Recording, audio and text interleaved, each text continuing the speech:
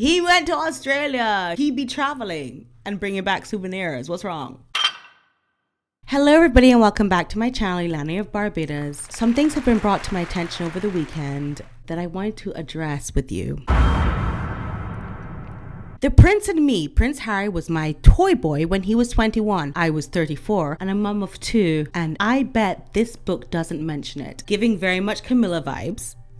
But you know what? The trolls are here. The trolls are here for the backlash. If you could pay people to talk about Meghan and Harry in retaliation for all the things they're doing, this would be one of the things you would do. Bring up some ex-girlfriends, bring up some Let's read this article together. A US reality star has spoken for the first time of her month-long fling with Prince Harry when he was just 21 and she was a 34-year-old mother of 2. Catherine O'Mahony has spoken out because she does not expect it to be featured in Harry's upcoming book, Spare. There's a thing when you are a public figure, a male public figure, and you have a biography written on you or autobiography or whatever the case may be, you will find that the women in their lives get at least a chapter.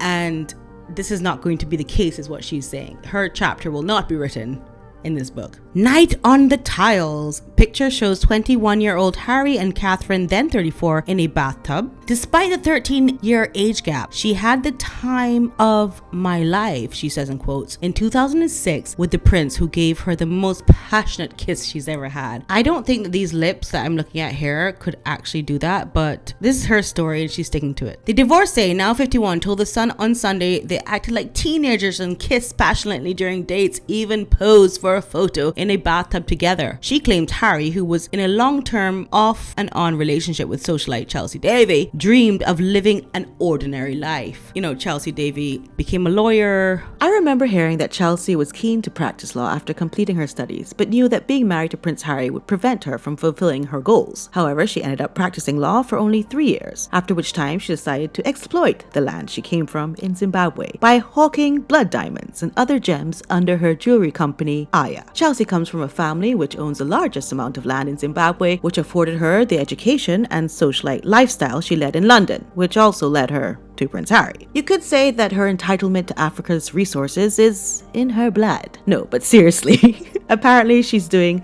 socially conscious jewelry, not necessarily environmentally conscious. But hey, not everyone pretends to care about that like Harry and Meghan do. Am I right? Anyway, her African exploits have since branched out, and in 2020, Davy announced that she'd be branching out into the luxury travel sector to organize African holidays, and announced her launch of Aya Africa. You know, to each his own. I think Chelsea's plans never really included Harry, as she would have also been prevented from doing this business endeavor whilst being part of the royal family. I know that somewhere along the line it was rumored that Chelsea preferred women, but I think that was alleged due to her tomboyish demeanor. Chelsea has since married Sam Cutmore Scott, who is much more suited to her as he is also in the hospitality business. The couple gave birth to their son in 2020, silencing the rumors of her alleged lesbian tendencies. Close sources reported that Prince Harry made a call to congratulate new mum Chelsea on the birth of her baby boy. Wonder what Meghan thought about that. Anyway, slight sidetrack, let's get back to the article at hand, shall we? And he had a habit of sucking on lollipops. Well, that's interesting, because you know, people who do drugs and stuff like that, they tend to suck on lollipops, but I don't think that's what she's talking about. I'm not saying that's what she's talking about. I'm just saying, why would she bring that up? Which led her to nicknaming him Baby. Why are you still there? Like, why are you still entertaining this gentleman? Let's continue. Catherine lifted the lid after learning that Harry, 38, was writing about his ex-girlfriends in his new memoir. Oh. It's a bit late. It's too late. Too little too late for you. You wanted a chapter, but it's definitely a no for me, dog. It's a no for me, dog. She told The Sun on Sunday, I doubt I will be in Harry's book, as a prince can't run off with a 34-year-old mother of 2. It's just not done thing. Well, it has been done. I mean, not a mother of 2, but like there was Camilla. There was Prince Edward and Wallace Simpson.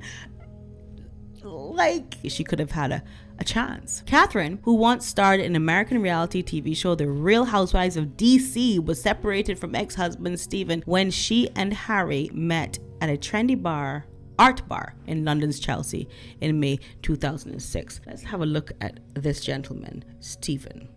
She was not sure if Harry was on a break from Chelsea at the time when she met him in this bar. Why don't you ask a question? Anyhow, she said, we had some mutual friends in the property business and he introduced himself. Harry was wearing an Australian style hat that made me laugh, so I asked him, what are you doing looking like a twat in that? What is an Australian style hat? Is that like a Crocodile Dundee hat? Like, he went to Australia. He'd be traveling and bringing back souvenirs. What's wrong? I don't think he was used to people taking the mickey. And once we started talking, it was like there was no one else in the room. Well, isn't that normally how it is when you talk to somebody? I don't know, whatever. Harry was accompanied by 3 Royal Protection officers who hovered constantly. Speaking from Mallorca, where she now lives, the interior designer continued, he was only 21, so a relationship was the furthest thing from my mind. I'm just going to summarize the rest of the article because it's getting too drawn out now. Catherine goes on to talk about the rest of the evening with Harry, acting extremely childish. Prince Harry's security constantly told him off for his antics. Why is she still why is she there with this man who's like such a buffoon? I don't get it. They went on to another club, she says, which is where she makes her move. She tells him that she's hungry. No kebab would do. No, she wanted a bacon sandwich made by his hands in his kitchen. And this is obviously a play that she makes to get into his, his apartment. Yes, that's it. His apartment. His flat in Chelsea. At the apartment, between playing around like complete children, according to her, Harry begins to tell her his innermost secrets and thoughts. Is this like a book alert? Is she trying to like sneakily tell us that she's about to write a book about these things? Oh, they also got the bacon sandwich. Just so you know. And then Harry makes his most romantical, as we say in the Caribbean, move, where he lifts her up by the waist, pins her against the wall, and gives her the most passionate kiss of her entire life. Okay, seriously though. She said she was speechless. Well, I mean, of course you should be speechless, Catherine. Is someone meant to talk at a time like this? Thought you're being pinned and romanced. She says Harry insisted on taking her back to her home, which she shared with her 2 kids in Battersea. What a wet blanket he is, huh? That Harry. Taking her back to her kids? I mean, pooey to them. I mean, I'm sure at this point they're probably waking up in the morning and they need her. I think that was quite not childish of him to do. She says she sees him in another bar a week later, then a few more times, but Catherine is very careful to mention that it's always in private bars, just in case us, were wondering why she was never papped with him like many other girls have been, right? Well, don't worry, it seemed like it was not meant to be, because Harry then changes his phone number without letting her know. That all went down in 2006. In 2009, she claims to have bumped into Harry at a polo match in my beautiful country of Barbados. Sadly, she was already remarried to her second husband. She claims Harry pushed past his bodyguards to give her a kiss and a hug at the polo match, and they had a great conversation. What?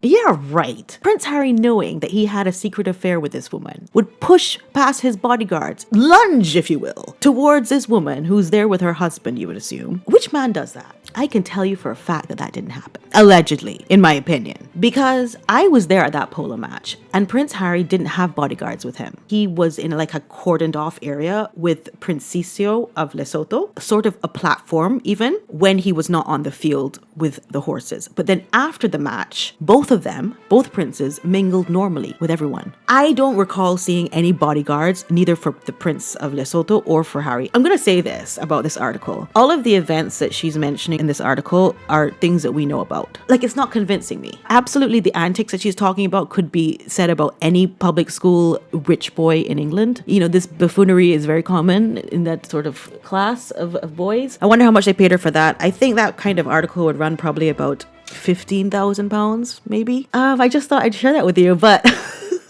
having said all that, let's move on. Prince Harry plans Netflix doc on Africa without Meghan Markle. Prince Harry is making plans to return to Africa solo for a new Netflix documentary, Page 6 can reveal. Despite questions over the future of the Duke and Duchess of Sussex's $100 million Netflix deal, the renegade royal is planning a new doc. The Sussexes are under pressure to come up with winning content for Netflix after it was revealed their Spotify deal had imploded. Harry's potential African journey will inevitably be seen as following in the footsteps of his mother, Princess Diana, who traveled to Africa to campaign against landmines shortly before her death. So, with Prince Harry's trip to Africa on the horizon, without Meghan and the children, do you think Prince Harry will be able to remain loyal, or do you think he will continue to get lost in his own sauce? Tell me down in the comments what you think, and I'll see you in the next video. Oh, and also one more thing, time is running out to purchase my slippers. They are so comfy and so amazing. I've talked about them. I'm selling them. The website link is down in the description, so have a look and see if you like anything. There is only 1 week left to purchase these slippers, and I'm telling you, you're going to love them. Thank you.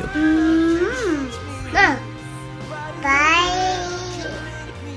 Please subscribe to Valentine's Playroom. It's my son's children channel. So if you have any bambinos around who might enjoy adventures with an island boy, share his channel with them, please. Thank you.